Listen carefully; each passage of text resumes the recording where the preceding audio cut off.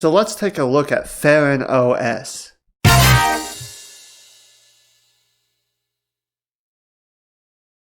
Hey everyone, what's happening? And today I'm reviewing Feren OS. Now this is a small project, I believe, put together by one person, I believe. And I believe he was 17 when he did it. I believe that's correct at least. But this was actually a pretty nice project and it's actually pretty fun.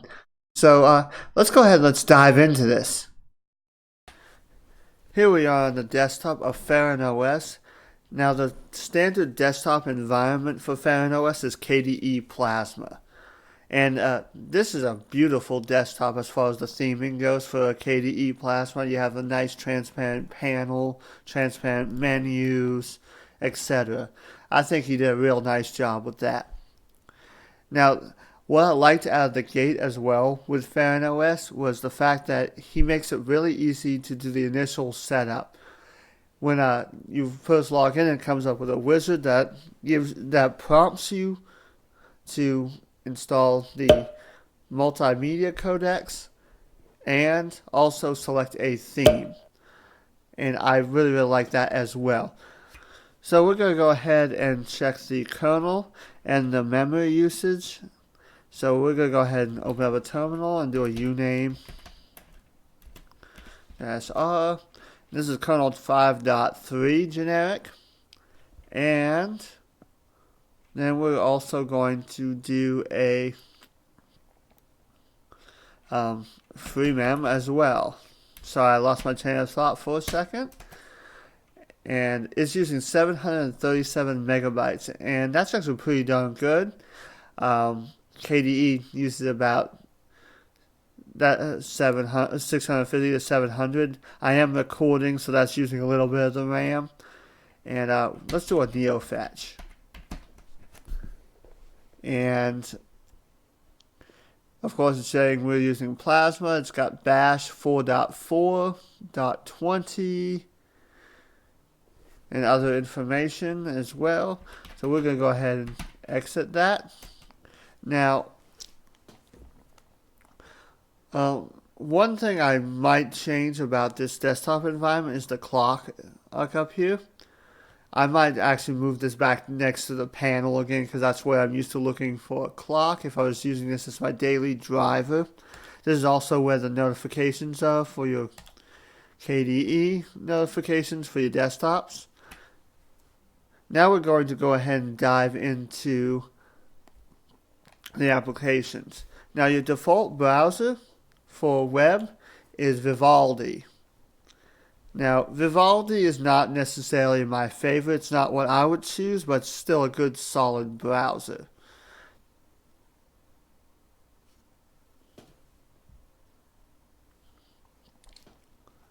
Now I just don't like the layout, but it's still a good solid browser. It's a privacy browser, similar to Brave, but I prefer Brave, so I probably would swap this out for Brave. And also, he makes it easy because you can go to here to web browser configure right here, and it's Peppermint's web browser manager, so you can easily install this without going through the rigmarole of adding extra repositories. It does it for you. I installed Mozilla Firefox. That is not included. So, of course, now we have a file browser, and this was an interesting choice because it's Nemo. Nemo is a GTK-based file browser, but file browser, file manager, whatever you want to call it. But he does have it themed to match. I chose the dark theme, and I probably would have left this with Dolphin because KDE is Qt based, but still Nemo is a solid file manager. And of course you have your store, which is actually the Linux Mint store. So I actually prefer the Linux Mint store to something like Discover, because Discover I find buggy as heck. So I think that's a nice choice there. So let's go ahead and let's go through some of these applications. Education, that's LibreOffice Math. I think we all know what that is. For graphics editor, he has Krita installed instead of GIMP.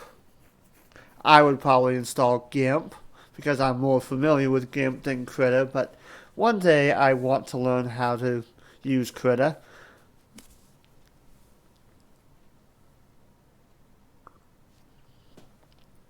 But it's your standard Krita. Now, of course, LibreOffice Draw.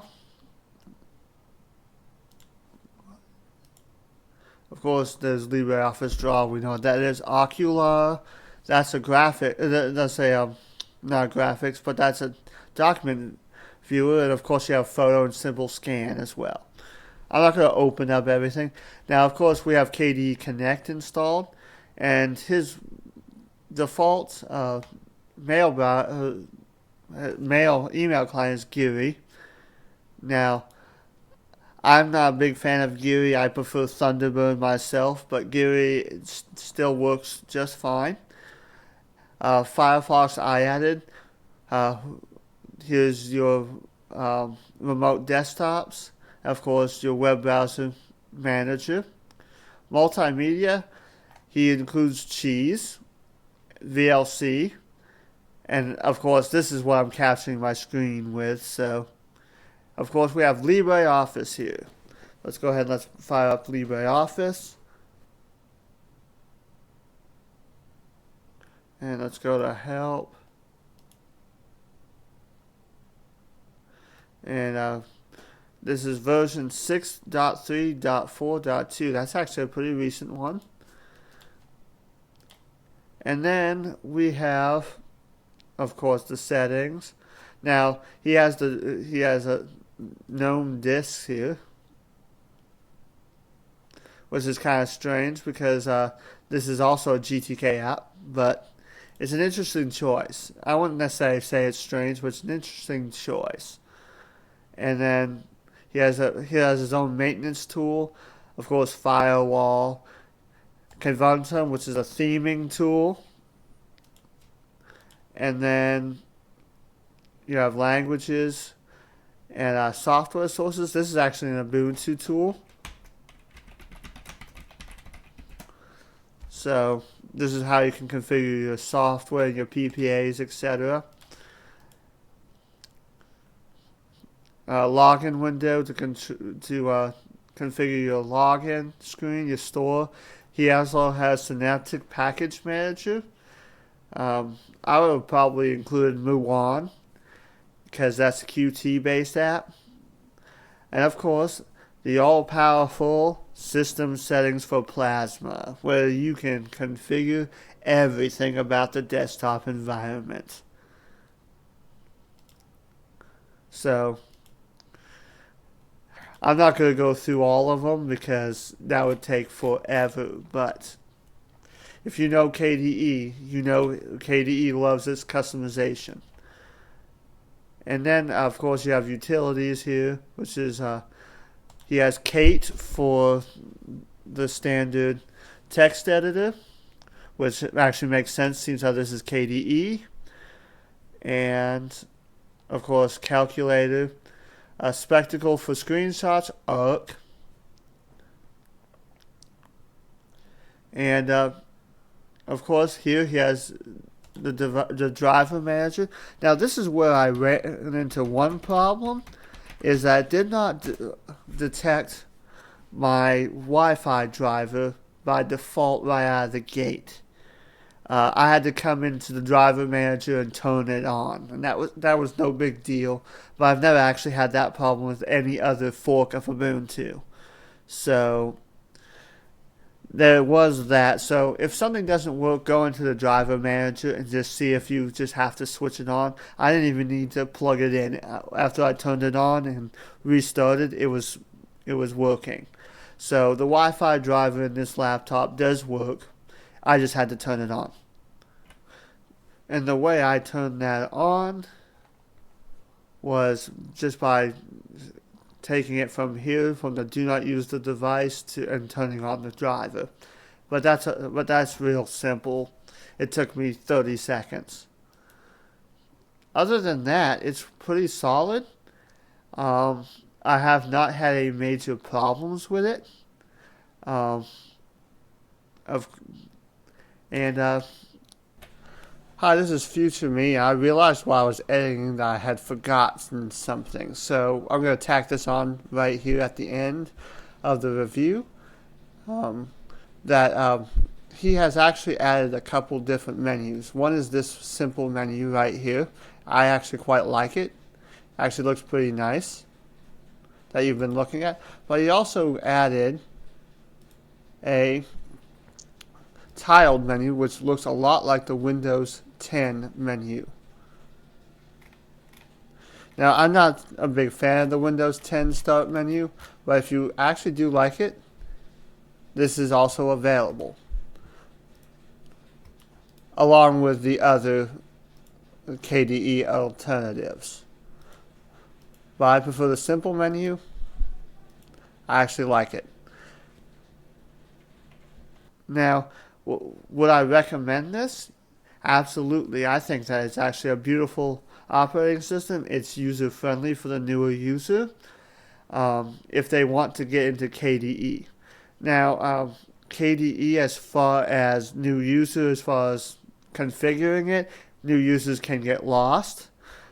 But other than that, it's all pretty much pre-configured for you. So, would I recommend it? Absolutely.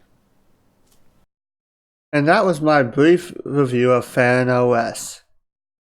If you liked that video, go ahead and give it that thumbs up button. If you didn't, that's what the thumbs down button is for. And go ahead and click that subscribe button and leave a comment in the section below. Thanks for watching, and I'll see you next time. If you like my content and wish to support my work, you can do so on Patreon. The link is in the description. Also, if you wish to see more, check out the videos on your screen.